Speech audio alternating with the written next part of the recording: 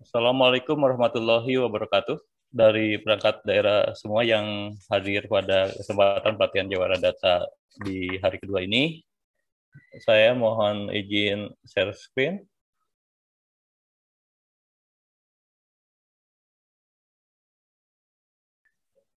Nah, oke. Kemudian tipe data, teman-teman juga mungkin sudah mengenal ada data kualitatif, ada data kuantitatif. Kualitatif itu apa? Atribut, ya. Atribut. Contohnya misalnya laki-laki perempuan, itu tadi menikah, tidak menikah, kemudian data label. Nanti dijelaskan. Kemudian data kuantitatif itu adalah data numerik yang dihasilkan melalui penghitungan atau pengukuran. Angka-angka lah intinya. Ini contoh, ya. Data kualitatif itu misalnya menu. Menu itu ada nasi goreng, nasi pecel, nasi timbel. Dan dia hanya berbicara itu saja, berbicara tentang kualitas, gitu kan. Atau misalnya pasien, pasien yang sehat, gitu kan, yang sakit, kemudian yang baru sembuh. Kemudian kalau di sini kalau dinas-dinasnya saya lihat, oh ya koperasi, misalnya usaha ya, usaha kecil mikro, usaha menengah, ya, usaha besar. Kemudian dari mana nih? BPBD ya, BPBD itu misalnya data tentang apa? Kebencanaan ya, bencana misalnya angin puting beliung, kemudian banjir, kebakaran dan sebagainya. Itu data kualitatif. Kemudian data kuantitatifnya itu misalnya tentang harga, tentang jumlah. Umumnya semua perangkat daerah gunakan ini menggunakan data bertipe kuantitatif umumnya. Dan yang diminta kemarin juga kan yang ditampilkan di satu data Jawa Barat juga kan data-data kuantitatif umumnya. Meskipun tidak menutup kemungkinan data kualitatif.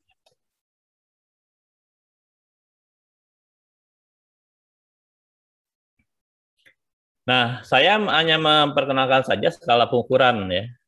Tadi ini memang materi statistik itu materi yang tidak menarik gitu. Tidak menarik hingga akhirnya saya tidak melanjutkan kuliah di statistik lagi.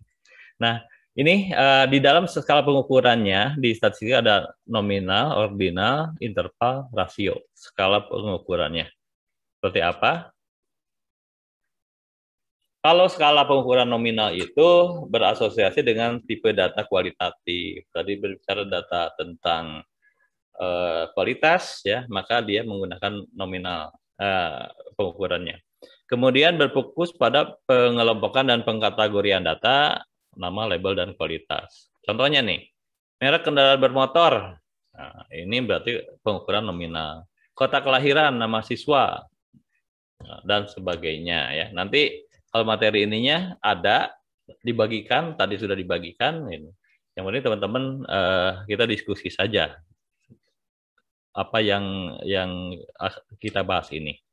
Kemudian ordinal, ordinal itu berarti order, ya. Ada ordernya, ada peringkatnya, ada urutannya, ada rankingnya, gitu kan. Sehingga kalau ada urutan itu kan tidak bisa dilakukan operasi matematika. Contohnya tingkat kepuasan pelanggan, sangat puas, puas, cukup, kecewa, sangat kecewa. Temperatur udara, panas, sejuk, dingin, ya. Kemudian peringkat siswa di kelas.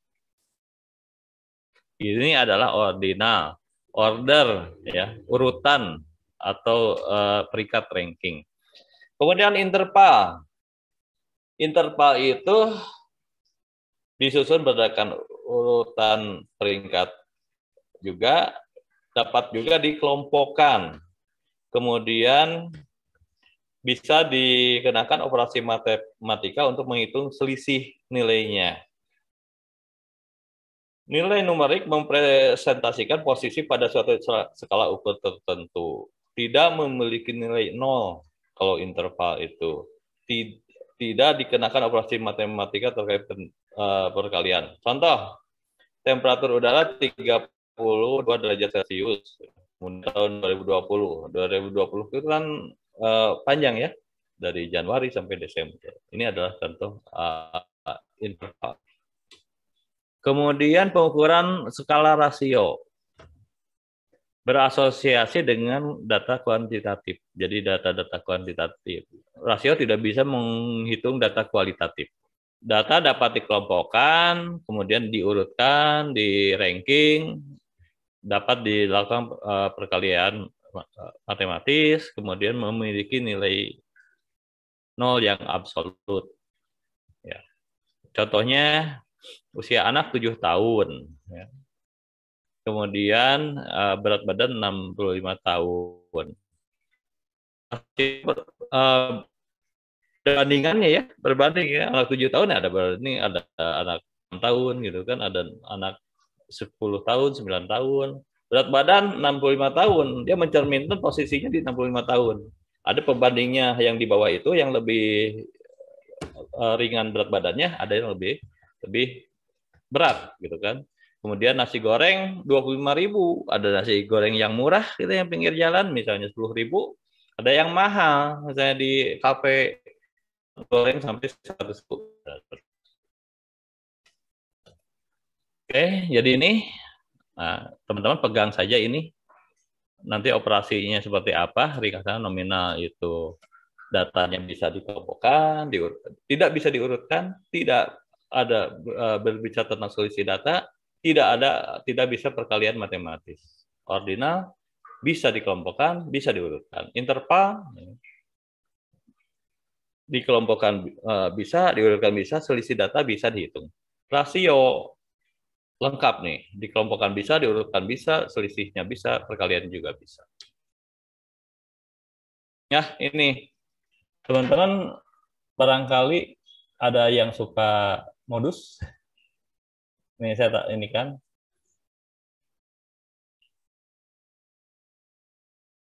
Ini muncul nggak ini suaranya ya nanti? Kalau belum muncul suaranya, saya ulangi. Hai. Muncul suaranya nggak? Muncul, Pak. Diulang lagi aja. Ulang ya. Muncul, Pak. Muncul. Ini teman-teman, ternyata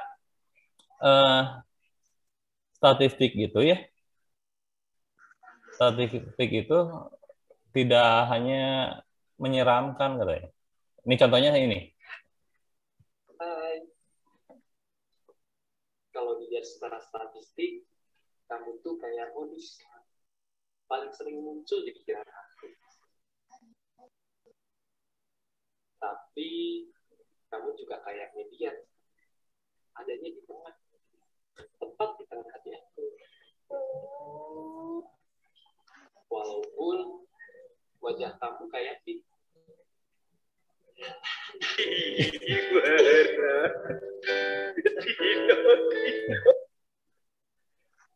Hai.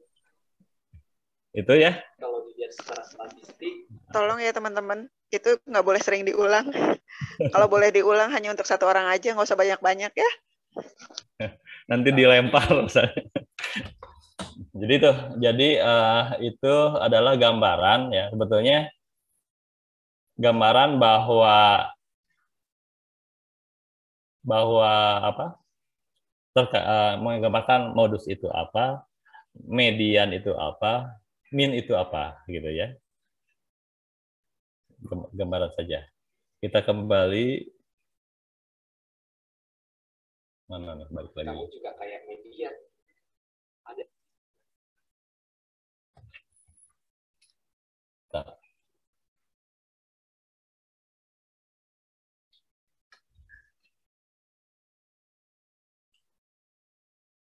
Adanya di tengah. Tepat di tengah hati aku.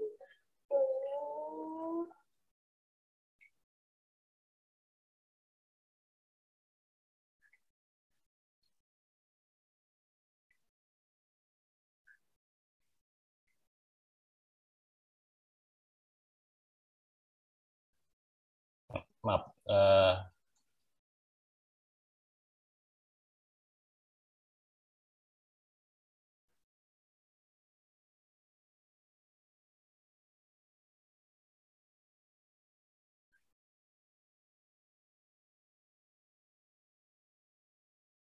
Oke.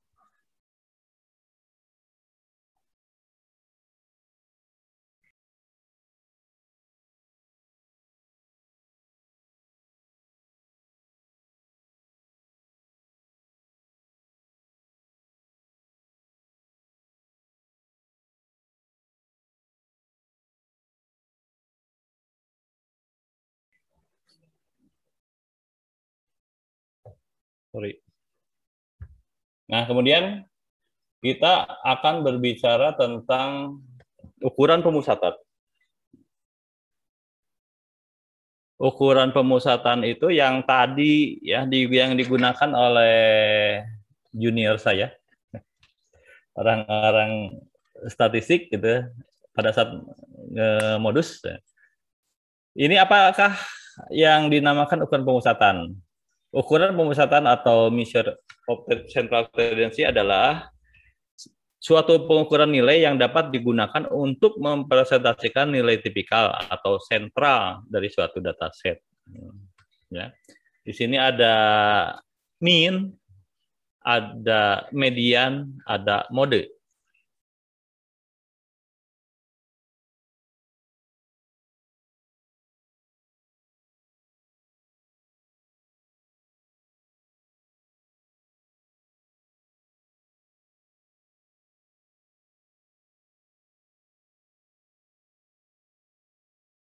Nah, apa itu mean?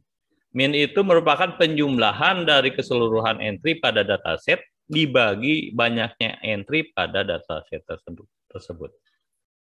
Ini ya, nah, ini mulai menyeramkan. Jadi udah mulai menggunakan notasi. Nah ini mean atau rata-rata ya, yang biasa teman-teman juga sudah gunakan umumnya di perangkat daerah dalam menghasilkan data itu sebetulnya rata-rata itu bisa merupakan rata-rata dari populasi. Ini beda, notasinya itu mu. Kalau dari sampel rata-ratanya notasinya X bar. Ya.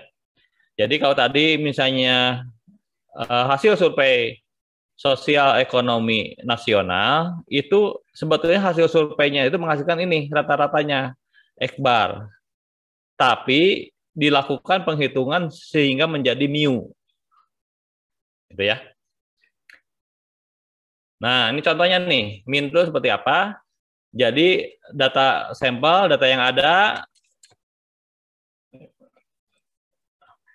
274, nah 235 dan seterusnya, kemudian sigma X atau jumlah dari data ya. Jumlah dari data maka setiap data itu kita jumlahkan. Totalnya berapa?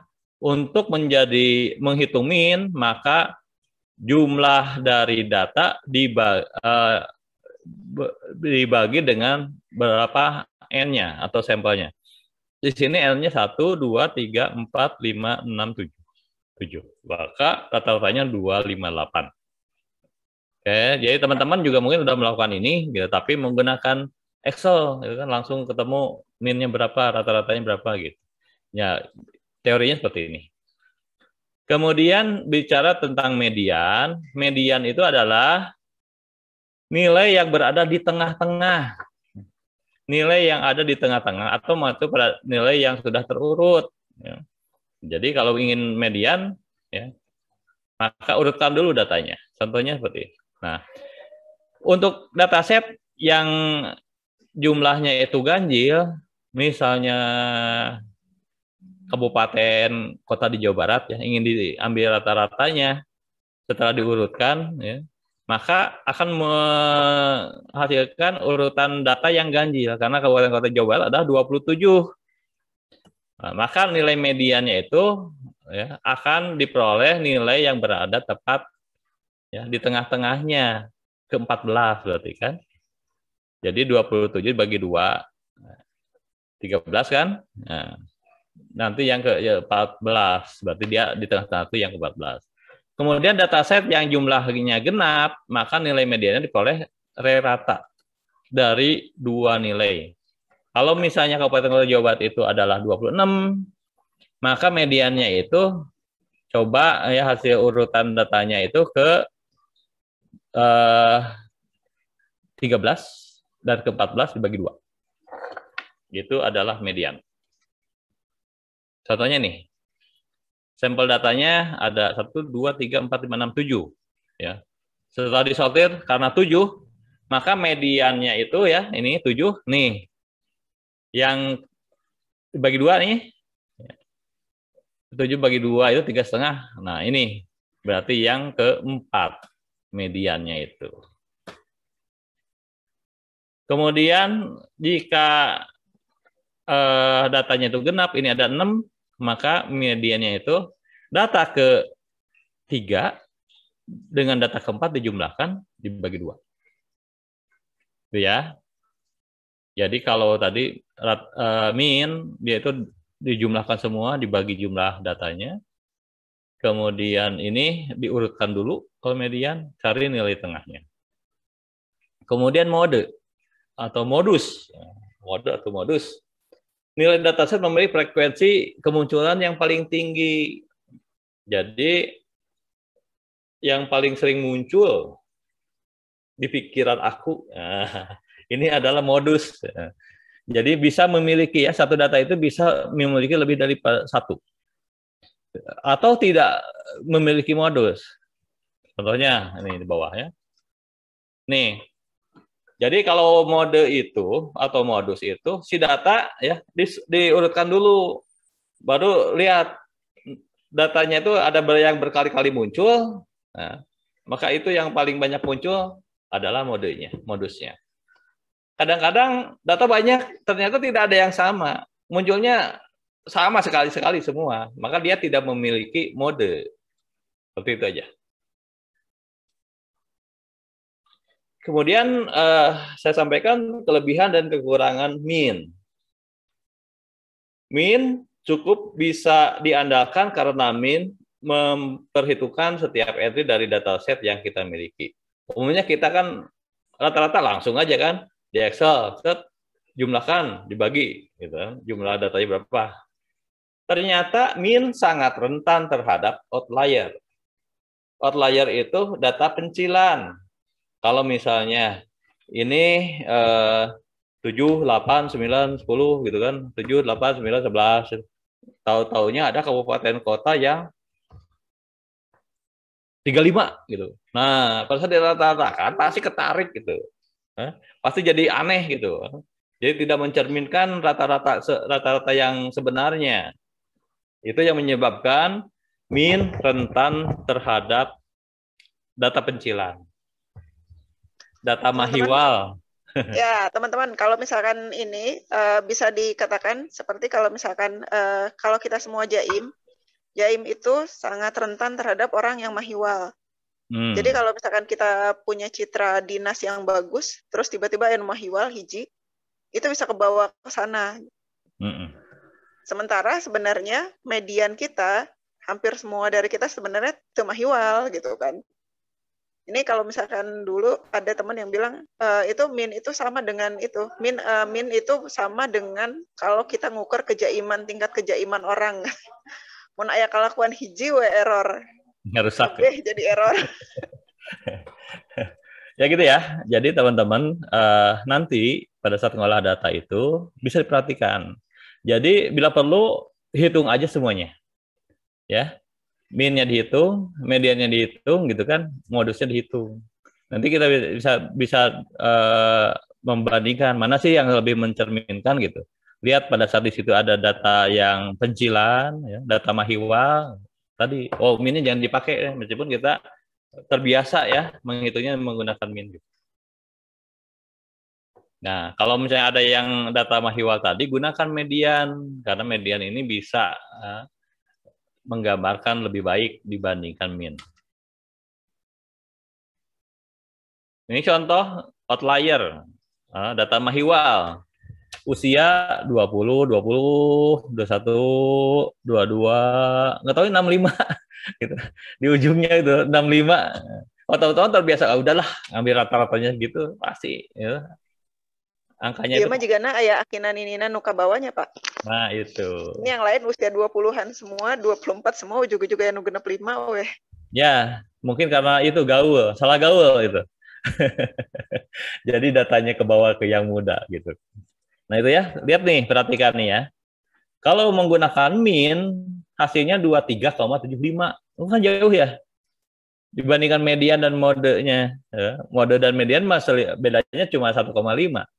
Kalau yang min mah sampai bedanya itu bisa 2,75 gitu kan. Sampai 3,75. Gitu ya. Jadi untuk mencerminkan rata-rata terpusatnya itu, perhatikan. Yang pertama, apakah ada data outlier atau data mahiwal gitu, atau tidak ada.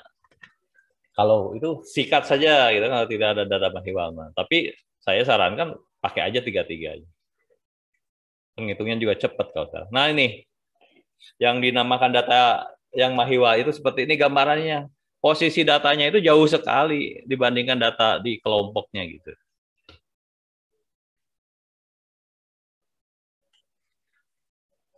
Kemudian weighted mean adalah nilai rata-rata suatu kelompok di mana setiap entry-nya memiliki bobot tertentu.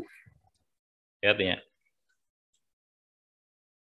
ini notasinya X bar ya, sama dengan sigma X dikali weight, weight itu penimbangnya, ya, kemudian dibagi sigma weight.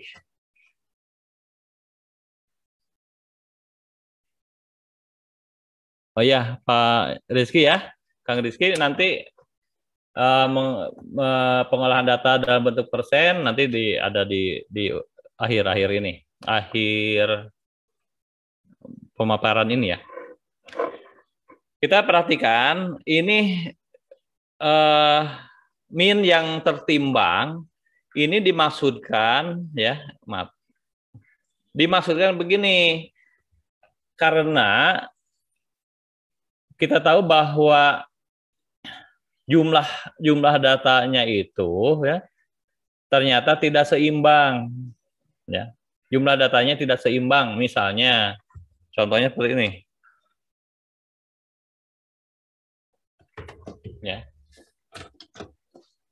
Nilai misalnya, kita ingin ada nilai untuk UTS itu memiliki bobot ya 1/4 dari total nilai. Kalau UAS itu 1/5 ya 0,20. Kalau tugas itu 1/3 ya 0,3. Jadi keseluruhan itu untuk menghasilkan nilai itu adalah 1 atau 100%. Ya. UAS-nya 25%, UTS-nya 25%, UAS-nya 20%, tugas 1-nya 25%, tugas 2-nya 30%. Karena kita ingin ada penilaian seperti ini, maka digunakan bobot atau weight, penimbang. Maka penghitungannya dikalikan. Nilainya yang dia peroleh dikalikan penimbangnya, itu berapa. Setiap baris dikalikan, ya, kemudian dijumlahkan. Jadi ini nih yang ada tadi, sigma XW itu artinya ini, 80,75. Gitu ya. 80,75 dibagi W itu kan dibagi ini 1 kan ya. Jadi 80,75 dibagi 1 nilainya 80,75. Oke. Udah jelas ini untuk rata-rata tertimbang seperti itu. Kemudian rata-rata frekuensi distribusi ya. Distribusi frekuensi itu kita melakukan estimasi dari rerata. Rerata itu bahasa ini ya. Statistiknya dari rata-rata, gitu, rerata dari suatu dataset yang sudah dikelompokkan ke dalam format distribusi frekuensi. Kalau ini ingin rata-ratanya itu dari berapa sih jumlah datanya? Ya, misalnya kita mengelompokkan yang nilainya sampai dengan 12,5. Berapa banyak? 6 gitu. Ada yang sampai antara 12,5 ya, lebih dari 12,5 sampai 24,5, ada 10. Dan seterusnya, sehingga total sampelnya ada 50 nih. Kemudian nilainya itu adalah kalikan ini.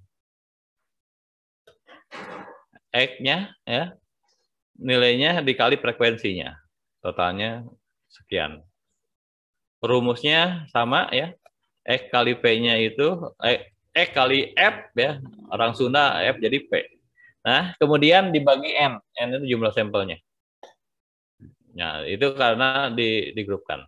Nah, kita tahu bahwa di dalam statistik itu ada istilahnya distribusi, ya, distribusi.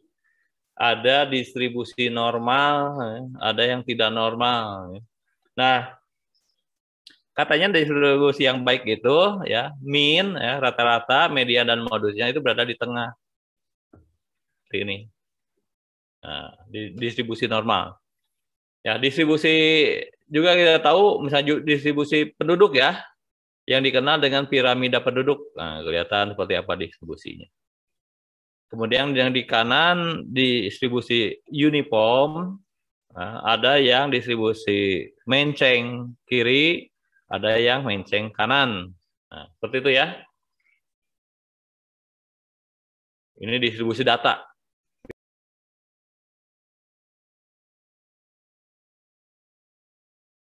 Biasanya seperti itu. Nah, kemudian ini contoh-contoh rumus-rumus yang kita sering gunakan oleh jawara data. Contohnya adalah laju atau pertumbuhan. Ya. Pada saat teman-teman ingin menghitung pertumbuhan ya, atau laju, ini rumusnya. Jadi N atau N itu periode ya. Dikurangi ke periode saat ini ya N dikurangi N-1 artinya periode sebelum saat ini. Kalau berbicara tentang tahunan berarti N itu adalah data tahun ini dikurangi data tahun sebelumnya. Bicara tentang semesteran berarti data semester ini dikurangi semester sebelumnya dibagi semester sebelumnya.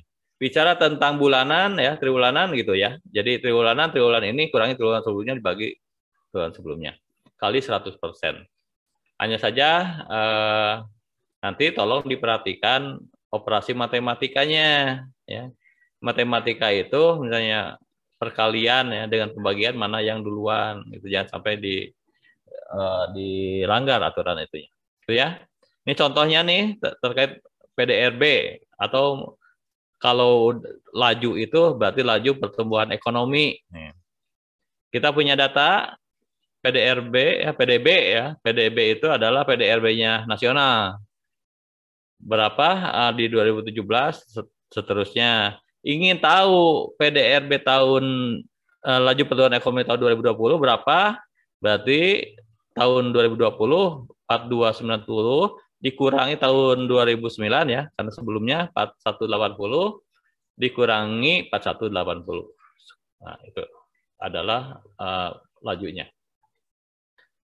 Kemudian tadi bertanya persentase seperti apa? Persentase itu rumusnya ya, adalah A bagi N misalnya, dikali 100%. Kalau persentase selalu ada di belakangnya kali 100%. Ya, jadi di mana A itu jumlah data yang akan dihitung persentasenya, kemudian N itu adalah jumlah keseluruhan datanya. Nah, coba kalau teman-teman mau coba hitung, ya, saya berikan kesempatan misalnya. Berapa sih persentase yang mendapatkan vonis 5 tahun atau lebih ya, hukuman 5 tahun atau lebih? Silakan di kotret-kotret gitu ya. Kalau mau menampilkan hasil kotretannya silakan, saya berikan kesempatan untuk ditampilkan di layar gitu. Ada hadiahnya Bira? Boleh Pak, hadiahnya virtual aja berupa doa. Hadiahnya virtual. Seperti itu ya. Jadi rumus persentase seperti ini. Nah, teman-teman, hal-hal seperti ini yang bisa kita lihat koreksi ya. Koreksi lagi cascading-nya. Ya, perhatikan lagi di metadatanya. Ya. Sebetulnya idealnya itu ya. Yang di metadata misalnya ditampilkan rumus ya, rumus indikator idealnya sih lebih mudah dibuat notasi seperti ini. Rumusnya seperti apa, di mana dijelaskan A-nya berapa, N-nya berapa misalnya. Kenapa? Karena ini lebih mudah dipahami daripada dituliskan dengan narasi ya, dengan kata-kata itu kadang-kadang bingung gitu. Itu apa maksudnya gitu, perkaliannya seperti apa gitu, agak bingung. Kalau dengan notasi seperti ini akan lebih mudah dipahami. Itu ya. Kemudian ini tentang rasio. Rasio itu tadi apa sih bedanya rasio dengan persentase? Nah, kalau persentase kan ada kali 100. Ya. Kalau rasio itu adalah nggak ada kali 100-nya. Rasio itu kalau persentase itu yang pembaginya, yang bawahnya itu adalah total, ya, jumlahnya total. Kalau rasio yang bawahnya itu bukan total, tapi pembandingnya aja. Contoh misalnya, yang dibandingkan itu berapa sih perbandingan antara hukum yang dibebaskan dari hukuman 10 misalnya dibandingkan dengan yang dihukumnya itu 5 tahun atau lebih. Jadi 10 dibagi 167. Jadi berbicara perbandingan. Kalau tadi berapa sih perbandingan antara laki-laki perempuan? Tadi ingin tahu jomblonya itu banyak di mana laki-laki perempuan. Bandingkan saya data jumlah laki-laki dibagi jumlah perempuan menghasilkan 1, berapa gitu. Maka rasionya itu adalah sekian perbandingannya. Gitu ya. Ini untuk rasio. Rasio itu perbandingan. Nah, di indikator kinerja kita juga banyak nih ya yang menggunakan rasio gitu kan. Nah, ini rumusnya itu seperti ini. Notasinya boleh diganti A atau B atau diganti yang lebih dekat dengan dengan pekerjaannya masing-masing misalnya. Notasi ini Oke, bisa lah. Ini notasi bisa diganti-ganti notasi asal dijelaskan di mana misalnya. Kalau ini diganti dengan TR ya, berapa sih di Bapenda misalnya target realisasi pajak gitu. Misalnya jadi T dibanding R gitu kan. Nah, atau kalau perbandingan itu T bagi R bagi T gitu kan. R-nya berapa? R itu adalah realisasi pemasukan pajak, T-nya itu berapa. Kalau misalnya ingin membandingkan itu, contohnya aja capaian ya, capaian pajak nih tahun ini dibandingkan tahun lalu, nah itu kelihatan, ya akan muncul 1, berapa, oh berarti sekarang lebih tinggi daripada yang lalu, gitu. Menampilkan seperti itu saja. Rasio ini kan lebih mudah daripada ingin tahu perkembangannya, tapi kita misalnya hanya menampilkan angkanya kan harus dihitung lagi. Tapi pada saat udah ditampilkan rasionya, udah tahu. Oh, perkembangannya seperti itu loh, perbandingannya. Kemudian proporsi. Proporsi itu dengan kata lain ini adalah kontribusi. Ya, karena proporsi ini juga sama, tidak dikali 100%, tapi dia pembaginya itu adalah populasi N-nya, ya populasi jumlahnya. Kalau tadi di rasio itu pembaginya adalah yang mau dibandingkan. Kalau di proporsi adalah terhadap totalnya. Contoh misalnya, berapa sih proporsi pajak daerah terhadap APBD? Gitu ya. Berapa sih proporsi PDRB pertanian ya terhadap PDRB total? Berapa sih proporsi apa lagi nih? Oh ya. Berapa sih proporsi UKM di Jawa Barat terhadap total UKM nasional? Nah, proporsi. digunakan rumusnya. Yuk, seperti itu. Untuk paparan pertama, statistik dasar.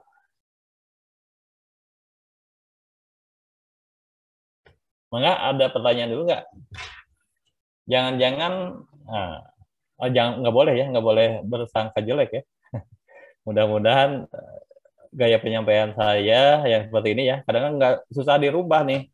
Kata Bu Ira, kalau saya baju biru ya biru gitu. Sekarang udah mulai memudar. Jadi teman-teman, Pancep itu saya pernah protes karena kalau bikin infografik, karena kita ada tugas pengolahan data dalam bentuk infografik, infografik Pancep itu BPS banget antara biru sama orange. Warnanya itu selalu biru dan orange gitu loh. Sampai suatu saat saya bilang, Pancep, ini kayaknya warnanya sangat BPS sekali ya. Barulah mulai warna yang lain. Sampai akhirnya kita bikin sebuah template sesuai sektor gitu loh Pak. Kalau mau lihat bagaimana data itu diolah dalam bentuk infografik, bisa dilihat oleh teman-teman di Open Data Jabar. Itu ada infografiknya, beberapa di antaranya